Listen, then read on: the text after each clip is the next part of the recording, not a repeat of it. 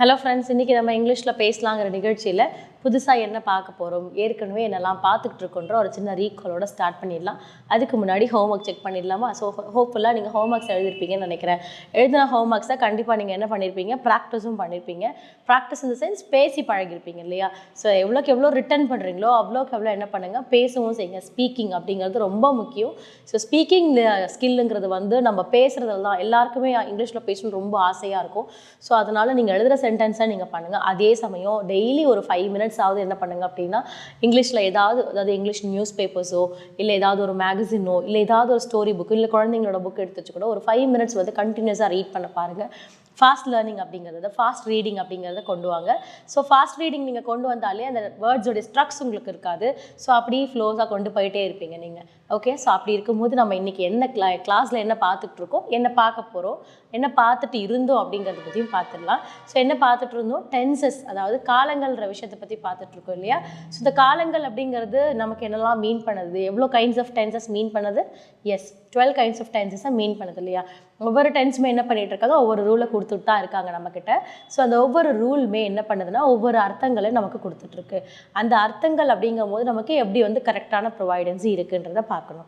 So அதன் அடிப்படையில் நம்ம என்ன ரூல் எழுதுகிறோமோ அந்த ரூலுக்கு ஏற்றாற்போல தான் நமக்கு யார் வந்திருக்கணும், வேர்ப் ஃபார்ம் அப்படிங்கிறது வந்திருக்கணும், வேர்ப்ஸ் அப்படிங்கிறது வரணும். ஸோ அந்த வேர்ப் ஃபார்ம் வரும்போது உங்களுக்கு அந்த ரூலோட சென்டென்ஸ் எழுதும்போது உங்களுக்கு அழகாக அமைஞ்சிடும் இல்லையா? ஸோ அது ஒன்று இருக்குது. அண்ட் அது மட்டும் இல்லாமல் உங்களுக்கு சப்ஜெக்ட் அப்படிங்கிறது, யார் எதை குறிக்கணும் அப்படிங்கிறது இருக்குது. ஸோ இந்த யார் எதை குறிக்கணுங்கிறத என்ன பண்ணலாம், நீங்கள் கரெக்டாக பர்ஃபெக்ஷனலாக சொல்லக்கூடியது தான் இல்லையா? அப்போ சப்ஜெக்ட் இருக்குது, அது ஃபாலோட் பை உங்களுக்கு ரூல் இருக்குது, அந்த ரூலை ஃபாலோ பண்ணி வேர்ப் ஃபார்ம்ஸ் இருக்குது. அந்த வேர்ப் ஃபார்ம்ஸ் நீங்கள் என்ன பண்ணலாம், அழகாக ஒரு சென்டென்ஸை நீங்கள் எழுதி கொண்டு வந்துடலாம் இல்லையா? ஸோ அப்படி இருக்கும்போது இன்றைக்கான ரூல் என்ன, இன்றைக்கான வேர்ப் ஃபார்ம் என்ன, எப்படி நம்ம சென்டென்ஸ் எழுதி சொல்லலாம் அப்படிங்கிறத பார்ப்போவாங்க. ஸோ நம்ம பார்த்துட்டு இருக்கிறது ஃபியூச்சர் பர்ஃபெக்ட் டென்ஸ்.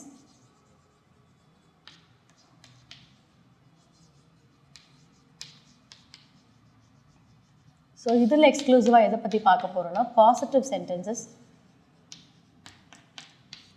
ஸோ இந்த பாசிட்டிவ்ஸ் அப்படின்னு வரும்போது எப்படி கொண்டு போகலாம் அப்படின்னு பார்ப்போம். அதுக்கு முன்னாடி வேர்ப் ஃபார்ம் இல்லையா, V1, V2, V3.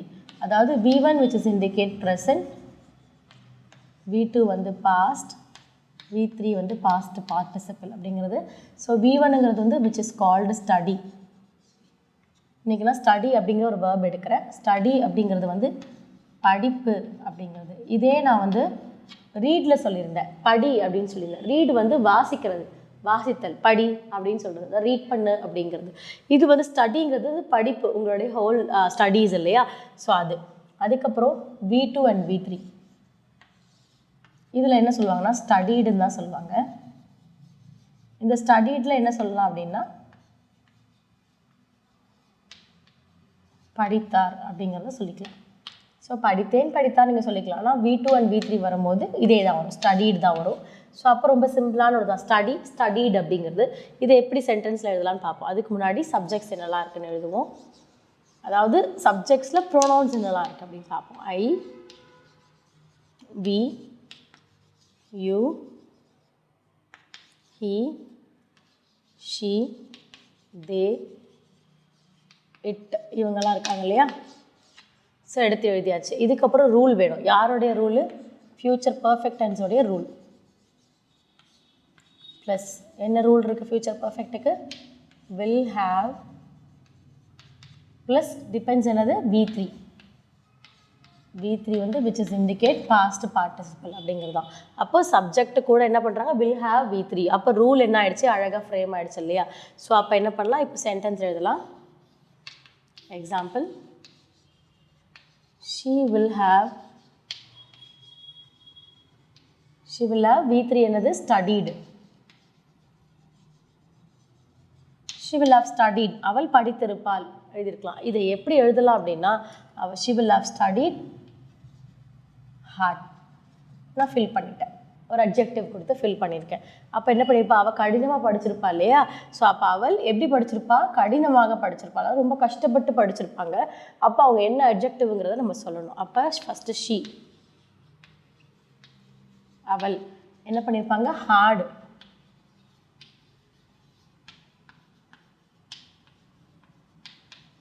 கஷ்டப்பட்டு என்ன பண்ணியிருப்பாங்க, வில் ஹாவ் ஸ்டடிடு.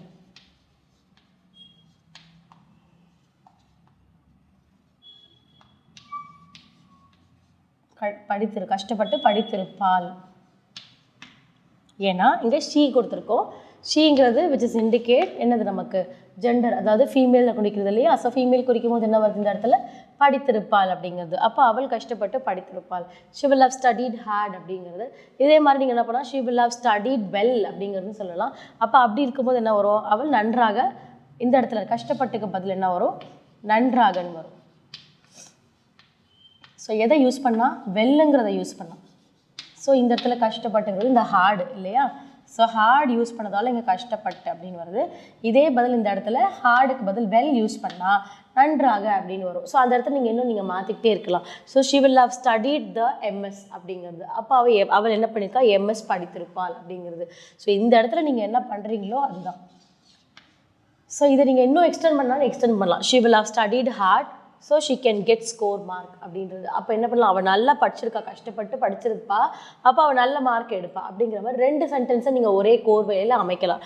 ஸோ அதையும் நீங்கள் பண்ணலாம். ஸோ உங்களுக்கு ஃபர்ஸ்ட் ஈஸியாக இருக்கணுன்றதுக்காக தான் நான் என்ன பண்ணியிருக்கேன்னா ஒரு சின்ன சென்டென்ஸை நான் உங்களுக்கு அமைச்சிருக்கேன். இப்போ இது நீங்கள் இது வேண்டாம், நான் ஃபஸ்ட்டு என்னோடய சப்ஜெக்ட் ரூலு வேர்ப் ஃபார்ம் மட்டும் எழுதுவேன்னா எழுதலாம். அப்போ இதை நீங்கள் ஹைட் பண்ணிட்டீங்கன்னா ஷி வில் ஹவ் ஸ்டடீட் தான் வரும்.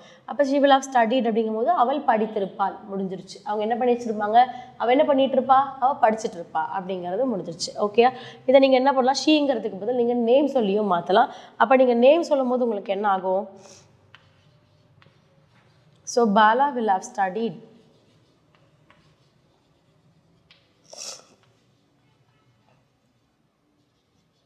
ஸோ பாலா வில் ஹவ் ஸ்டடீடுங்கும் போது இந்த இடத்துல பாலாங்கிறது which is of a men இல்லையா. ஸோ அப்போ அதாவது பாலா படித்திருப்பான் அப்படிங்கிறது வந்துருச்சு. படித்திருப்பான் அப்படின்னு நம்ம சொல்லியாச்சு. ஏன்னா இங்கே பாலான்னு சொல்கிறதா, இல்லை மேம் எனக்கு நான் இதை படித்திருப்பார்னு சொல்லக்கூடாதா, பான் தான் சொல்லணும்னா அப்படி கிடையாது. நீங்கள் இந்த இடத்துல படித்திருப்பார்னு நீங்கள் சொல்லிக்கலாம். ஏன்னா நமக்கு தெரியாது இல்லையா சின்னவங்களா பெரியவங்களான்னு. So you can call them with respect or in to be, நம்மளோட விஷயத்தவன் நம்ம என்ன பண்ணிக்கலாம், மாற்றிக்கலாம் அப்படிங்கிறதா. அப்போ இந்த ஸ்டடி அப்படிங்கிறது ரீடுக்கும் ஸ்டடிக்கும் கன்ஃபியூஸ் பண்ணிக்காதீங்க. ரீடுங்கிறது வாசித்தல் திறன், ஸ்டடிங்கிறது உங்களோட படிப்பு திறன். ஸோ அது ரெண்டும் டிஃப்ரெண்ட் ஆகும். பட் ஆனால் கொஞ்சம் சிமிலர் மீனிங் தர மாதிரி இருக்கும். ஸோ இன்றைக்கான வேர்ப் ஃபார்ம் ஸ்டடி, ஸ்டடீட் அப்படிங்கிறத வச்சுட்டு இன்றைக்கான ரூல் வச்சுட்டு நீங்கள் ஹோம்ஒர்க் ஒரு 5 to 10 சென்டென்சஸ் ஹோம்ஒர்க் பண்ணுங்கள்.